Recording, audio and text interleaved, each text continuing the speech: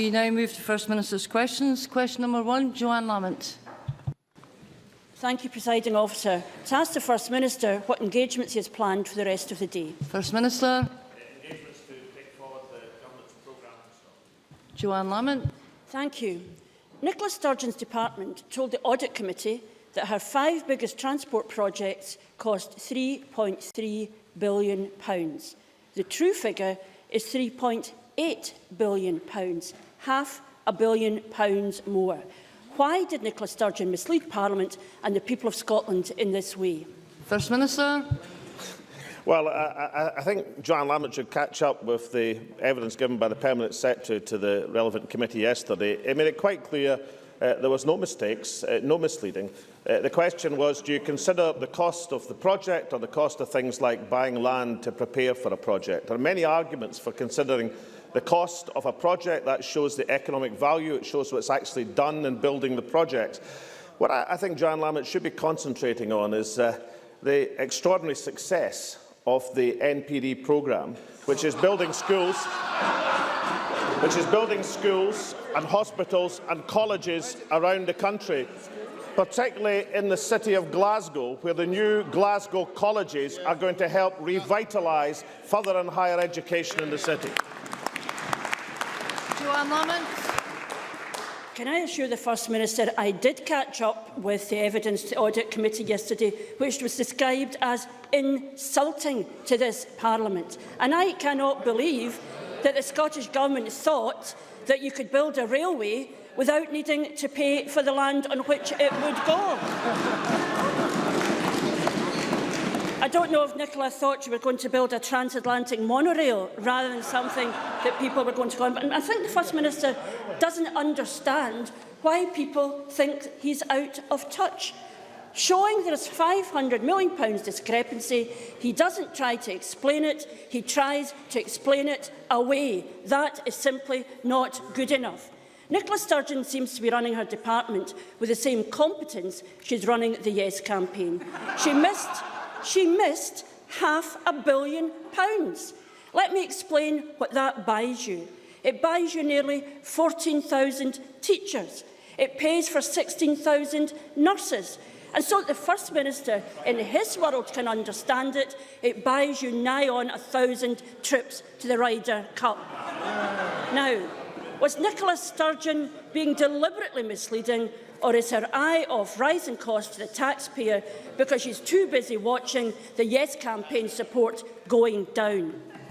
First Minister. Well, obviously, the long summer of inactivity hasn't improved Joanne Lamont's temper and tenor over these last few months. I could point out that £500 million is 1/200th of the estimated lifetime cost of the Trident missile system. So beloved of Labour and the Tories. Honestly, I know that Joanne Lamont is welded together in the Better Together campaign with the Conservatives, but proving as definitive proof, quoting a Conservative MSP, really is evidence that the rest of Scotland would find rather tame and insubstantial. Can I point Joanne Lamont? The £500 million she points to, this is money spent to prepare for vital infrastructure projects, like, for example, the money spent on the M74 and the M80, money spent to buy the land for the peripheral route now coming to the north east of Scotland, money spent in acquiring the land for the vital hospital and other projects taking place around the country. Now, if Joanne Lamont wants to trade on capital spending, NPD replaced the Private Finance Initiative. Yes. The Private Finance Initiative, where people ended up paying multiples of 10 for the original capital cost because of Labour Party's total inability to negotiate with private financiers to get a good deal to the public. That's why the £2.5 billion NPD programme is revitalising the capital infrastructure of Scotland in the face of punitive cuts from the Tories and Liberals in Westminster. Joanne Lamont. Well, I'm glad to see the squirrel is back refreshed after its holidays. You know, in the real world, charged with not being able to know where £500 million is, the idea that that would be a suitable response is beyond belief. £500 million you have found missing. You need to take responsibility. For, of course, if in the First Minister's world that was an explanation, but if that answer was true, why has the Auditor-General Caroline Gardner described the government figures as incomplete and inconsistent? Why was Peter Housden hauled before the Audit Committee yesterday to be dealt with by all of the parliamentarians there, not just the chair? Was he to be a scapegoat? Because, of course, whether he's sneaking in the back way into primary schools or fetting Rupert Murdoch at Bute House, at the first sniff of trouble, the First Minister refers himself to Peter Housden, knowing he'll be cleared. And now Nicola Sturgeon gets to use Sir Peter as a human shield. You know, perhaps on the SNP benches they don't know this, but we live in an era where for too many families every penny is a prisoner, where families are putting back on supermarket shelves treats and even basic goods they used to be able to afford. How, in that climate, can this government get its figures wrong by £500 million? First Minister. The £500 million have been spent on things like site preparation. Can I just say to Joanne Lamont, it can't be spent again on the list of things that she puts forward. And if she doesn't think it should be spent, then by definition she doesn't think that these capital projects should have gone ahead. And by any acknowledgement, the Non-Profit Distribution Trust is far better than the PFI paraded by the Labour Party. Even George Osborne, admittedly belatedly, has started to slate the PFI as a dreadful use of taxpayers' money.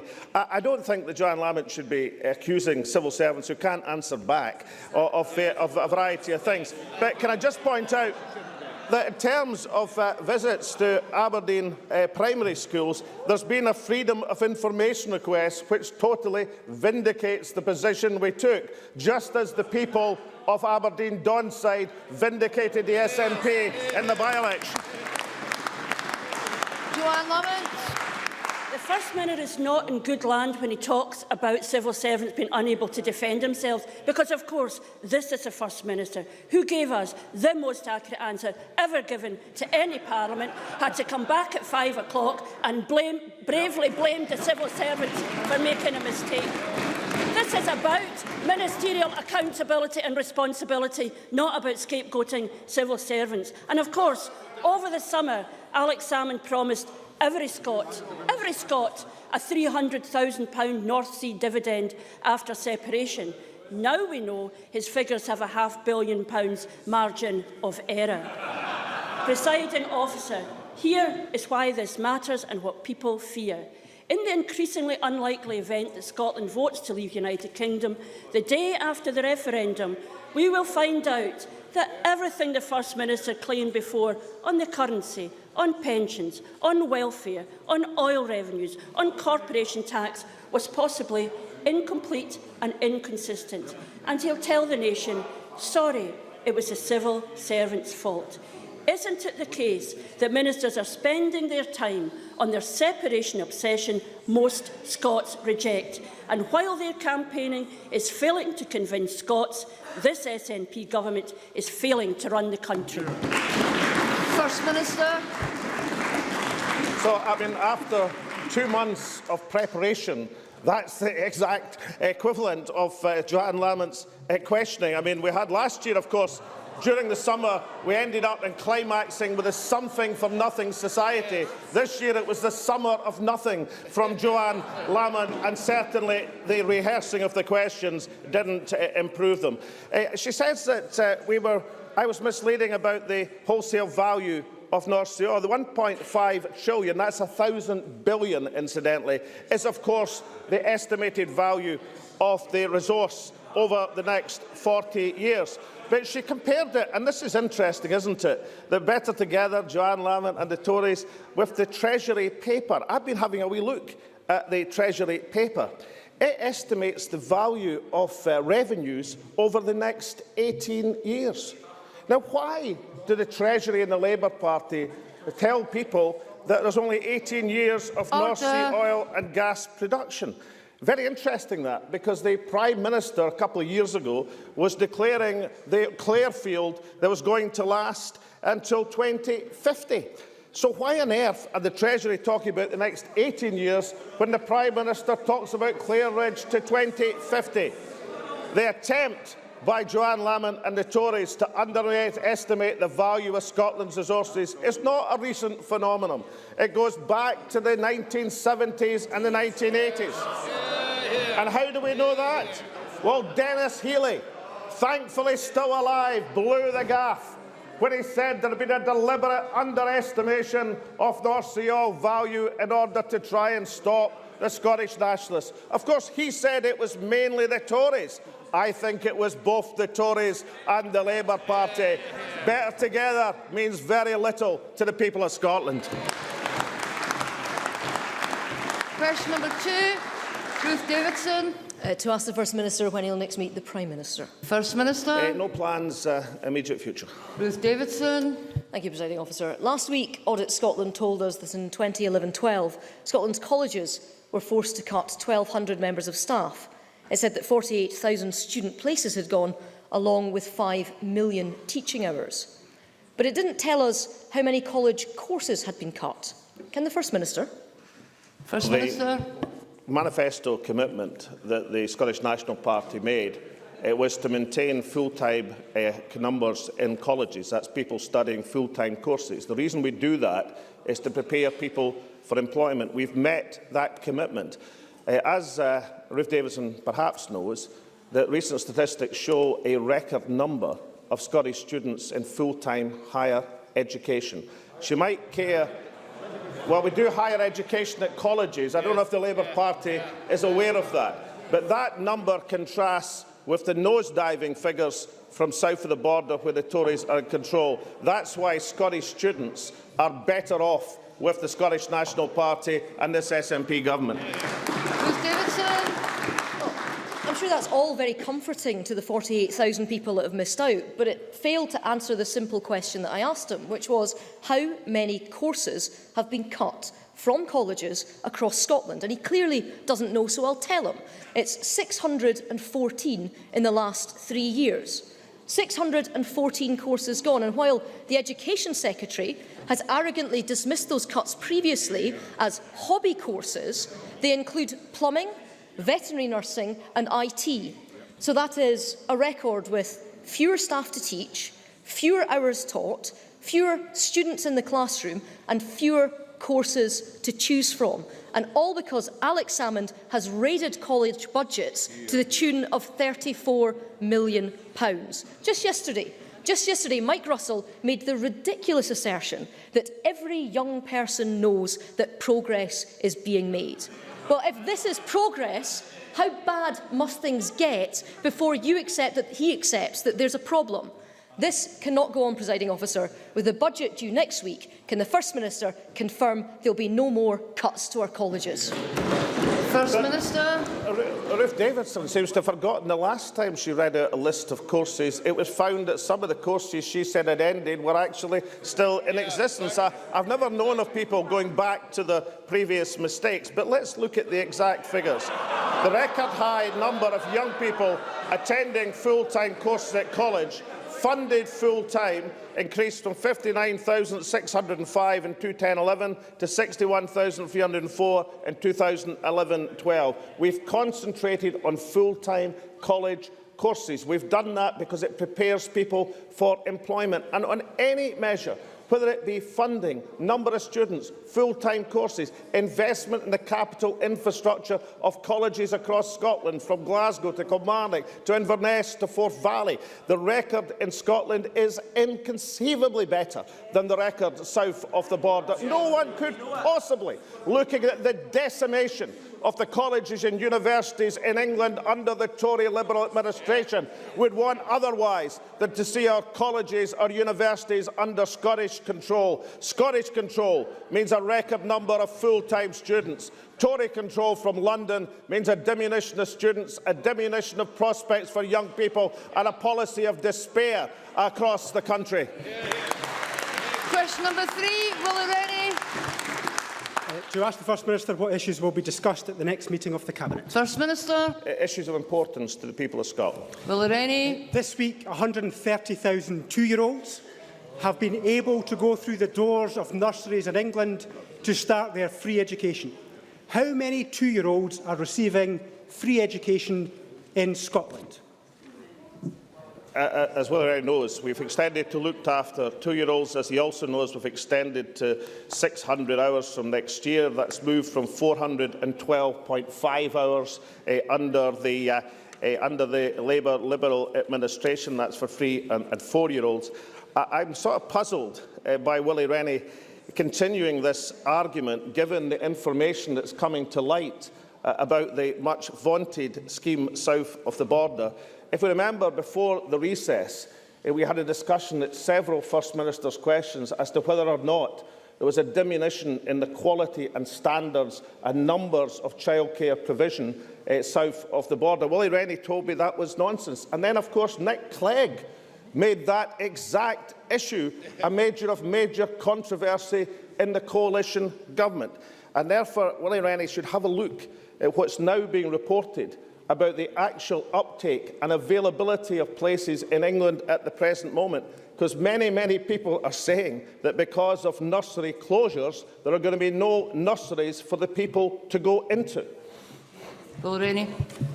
The First Minister doesn't seem to recognise that the child staff ratios in Scotland are the worst on these islands. The worst on these islands, and they have been throughout the whole term of his office. The whole term of his office. He doesn't. It's surprising that he doesn't seem to know the answer as to how many are receiving free education in Scotland, because I suspect he knew I was going to ask this question. This is something that he has the powers to do today. He doesn't have to wait for independence, but he's only going to give two-year-olds what they need when he gets what he wants. The First Minister has chosen to deny children in Scotland something children in England, and the backbenchers should listen, because this is something that's changing the life chances of children in England, and it's been denied to those in Scotland. So will the First Minister change his mind, or is he going to continue to be the stubborn First Minister he's always been on this issue? First Minister. Well, Willie Rennie denied when we had the previous discussion there was going to be a diminution of quality of standards in England. But then, of course, Nick Clegg on the 5th of June confirmed that the changes to ratios for preschool children that were consulted earlier year will not go ahead. Why were they not going ahead if what I was warning about in terms of the English situation, why was there such an argument within the coalition government?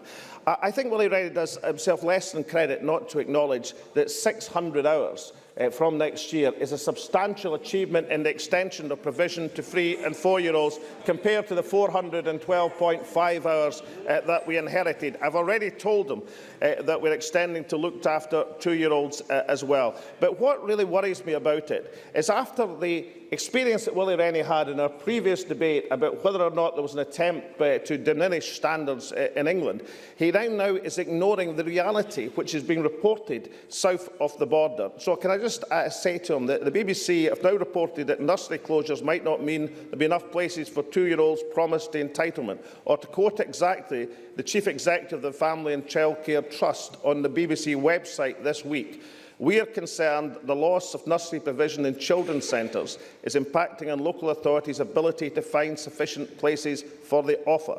Cost saving of different nursery closures and this approach reduces capacity in the system." So Willie Rennie should have a look at what's actually happening under the Tory Liberal government south of the border, because I can tell him that one thing he can be sure of in Scotland is that the commitment to 600 hours for 3- and 4-year-olds, up from the 412 that we inherited, will be met, will go forward, is properly funded and will be a substantial enhancement for childcare in Scotland. Question number 4, Jimmy Day. Thank you, Presiding Officer. To ask the First Minister, in light of it providing assistance to NGOs supporting humanitarian projects in Syria, what recent discussions the Scottish Government has had with the UK Government regarding the provision of humanitarian aid. First Minister. Well, I'm sure that all members share the concern for the millions of innocent men, women and children who have had to flee their homes as a result of the conflict in Syria. The International Development Minister, Hamza Yousaf, is in regular contact with the UK Government regarding humanitarian issues, including the situation in Syria, and is indeed due to speak with Foreign Office Minister Alistair Butt later today. Ministers and members will also be aware that in Parliament yesterday, the Education Secretary Mike Russell announced that the Scottish Government will provide a further £100,000 to the Disasters Emergency Committee appeal for Syria, bringing our contribution to £200,000 in total. The announcement was welcomed by the Disasters Emergency Committee. The funds will be spent by some of our leading agencies working in the region. They are funding food, shelter and the provision of clean water for men, women and children fleeing the conflict. Jimmy Day. Thank the First Minister for that answer and the additional funding announced by the Scottish Government. Will he join with me and the whole Chamber in expressing our solidarity with the people of Syria, one-third of whom have now been displaced in this conflict? And will he do all that he can, including discuss with the UK Government, to ensure that those agencies active on the ground, such as Oxfam, are given every possible assistance to ensure that they can provide the emergency aid that is so desperately required to address what has now become a major refugee and humanitarian crisis? First Minister. Yes, I can give that commitment. And can I say that it's really important that after the vote which I supported in the Westminster Parliament, that the concentration should come not as a political vacuum, but the concentration on reinforcing international diplomatic efforts to humanitarian aid, and of course to make sure that anybody who is proven or who is accused of committing a war crime like using poison gas in civilian populations is arraigned as they should be before the International Criminal Court, which is an established tribunal in law which should indict suspects in that case. And these are the priorities which should be taken forward. And I'm delighted that the Scottish Government have been able to make what is a modest contribution compared to the scale of the issue, but nonetheless an important one, to signpost the feelings of the people of Scotland in helping our fellow human beings in Syria at the present moment. Lord Campbell. Thank you, Presiding Officer. I welcome the Government's pledge to provide £100,000 of extra aid. But will the First Minister encourage the UK Government and the international community to provide support to countries such as Lebanon and Jordan, who will be offering refuge to an estimated 3 million Syrians by the end of the year, as well as the estimated 10 million Syrians requiring aid internally? First Minister. Yes, I will, and yes, we are, and I'm sure the International Development Minister will make that very point in his discussions with the UK Minister this afternoon. Question number 5, James Kelly. Thank you, Presiding Officer. To ask the First Minister what the Scottish Government's position is on the statement by the Chief Executive of Homes for Scotland that the country is mired in a housing crisis. First Minister. Position is to face up to the challenges posed by the economic downturn and Westminster's cuts to our capital budget, and unlike our predecessors, is tackling the challenges of the housing industry head-on.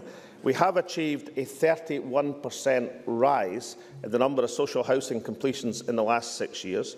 We are working with the private sector to bring forward a range of new initiatives to support wider housing market, including the National Housing Trust, the New Homes Scheme, and we look forward to the vital £120 million shared equity scheme to start by next month. James Kelly.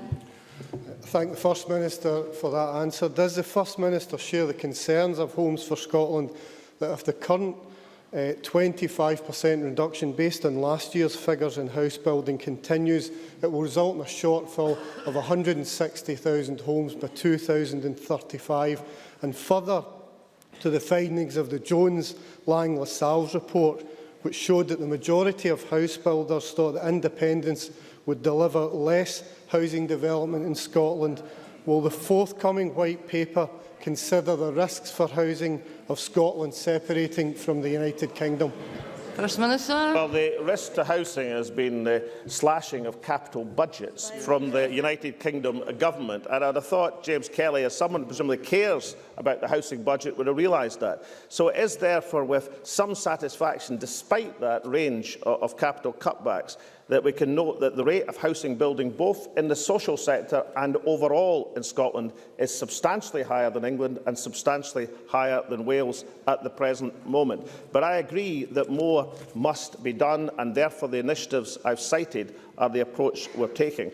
Can James Kelly not understand that we've completed in 5 years 3,724 council homes?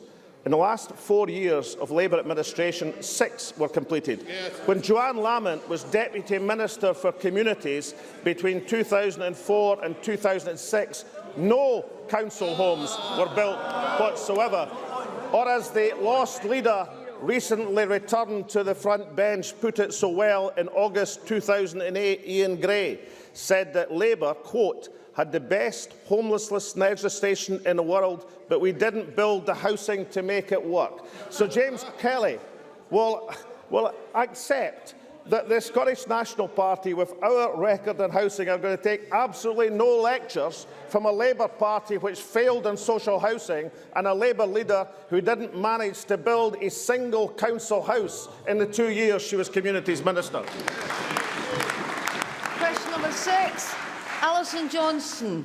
Thank you. To ask the First Minister, in light of its report, The Gender Impacts of Welfare Reform, what impacts the Scottish Government considers welfare reforms are having on women in Scotland? First Minister. Well, the publication of the report, and I'm glad to see Alison Johnson's comments in it, reflects the Government's serious concerns about the impact of the UK Government's welfare reforms on women. A single woman is predicted on average to lose 4.5% of her net income due to the Coalition Government's actions. This is largely driven by the particular loss for lone parents, 90% of whom are women, and who are set to lose as much as 8.5% of their net income. Furthermore, the introduction of universal credit will pay benefits to households rather than individuals, which may result in a loss of financial independence for women and less money spent, therefore, on children. These so-called reforms seem to me deeply unfair, they are uncaring, and they will force some of the most vulnerable households in our society to pay for the mistakes of the United Kingdom Government. Alison Johnson. Thank you. Now, we don't control welfare in Holyrood, unfortunately, so we have to mitigate these cuts in other ways. The Government has chosen to invest in construction to kickstart the economy, but there's a massive gender divide, with only 2% of construction apprenticeships going to women. The proposed extra hours of childcare are welcome, but investing in a truly transformative, affordable childcare system, looking at Nordic models, for instance, would provide hundreds of jobs and would enable thousands of women to pursue work and education, boosting the economic recovery. What will the First Minister do to ensure efforts to develop the economy are specifically designed to help women back into work? First Minister. I think it's a very good question, and the point about modern apprenticeships is one that's well made. But I know that Alison Johnson will concede that the increase in modern apprenticeships from approximately, I think, 16,000 that we inherited to over 25,000 now, there's been a disproportionate increase in the number of these modern apprenticeships going to women. And that's just very, very much to be welcomed, a substantially improved percentage. Now, she makes the point about construction apprenticeships, and that's a very, very fair point to make, hence the drive to attract young women into not just construction, but across the range of professions which previously have been an overwhelming preserve of males in the population. There is a substantial drive, and I know that she and others approved of the conference on women work that the Scottish Government held with the STUC and other partners, which exactly identified some of the things that we can do to assist in that process. But I think we should acknowledge that among the vast increase in apprenticeships, it is particularly welcome that there's been a percentage rise in the number of women going into overall in modern apprenticeships. Jack Bailey. The First Minister will be aware of the Scottish Welfare Fund providing community care grants and crisis grants now devolved to Scotland and having the potential to have a very positive impact on women. Does he agree that it is a matter of concern that the fund is currently underspent by almost 5 times what was expected? And what action will he take to ensure that women who are indeed struggling get the urgent assistance they require? First Minister. You know, I've heard this during the programme of government. The Welfare Fund is newly established. It's about to be put on a statutory footing. Commentary on the first few months as local authorities have accommodated and disbursed the funds and then extrapolating that on to believing there's going to be an underspend. Jackie Baillie should understand as the impact of the UK government's welfare reform or her partners in the Better Together coalition's reforms come through, there will be many, many people in Scotland who want access to that welfare fund. And along with the action that Scotland's local authorities and government have taken to protect people from council tax benefit cuts, along with the action we've taken to reinforce the charities of Scotland so as they can cope with people in despair and distress, she truly should bring it to herself to welcome the Welfare Fund, welcome the statutory footing that's been put on, welcome the additional funds that are going into it, and recognise that extrapolating from the first few months is not giving the real picture. The need in Scotland that's going to be caused with £270 million estimated withdrawn from the income of people in Glasgow alone is going to pose substantial challenges, and believe me, that welfare fund will be fully subscribed. Christina McKelvey. Much, Presiding Officer. Given that the UK is currently the 4th most unequal country in the world, can the First Minister tell us how an independent Scotland will reverse such an iniquitous situation? First Minister. Well, we'll point to the initiatives taken by many of our neighbours and friends in Scandinavia who've managed to build both more prosperous and more equal societies. And if we look, for example, to their transformational attitude towards childcare, we can point forward to future social equality in Scotland. But to believe, given the UK government's track record under Labour, Conservative and Liberal coalitions over the last 25 years, that staying under the control of Westminster government is going to do anything else than produce continuing generations of poverty and inequality in Scotland is to belie the evidence. We don't need a crystal ball to work out the consequences of Westminster rule. We can look at the last 25 years of failure. That is why independence offers the prospect both of a most prosperous society and of a more equal country. That ends First Minister's questions. Point of order, Margaret MacDonald. Presiding Officer, I'm sure the Leader of the Opposition didn't mean this, but I think she may have given an indication that the Permanent Secretary, Peter Housen, would present some sort of front, some sort of cover for the First Minister. And I do hope she takes some opportunity to make sure the official record doesn't give that impression. It's not a point of order, Ms MacDonald. We now move to members' business. I'm going to allow a short period of time where members can leave the chamber.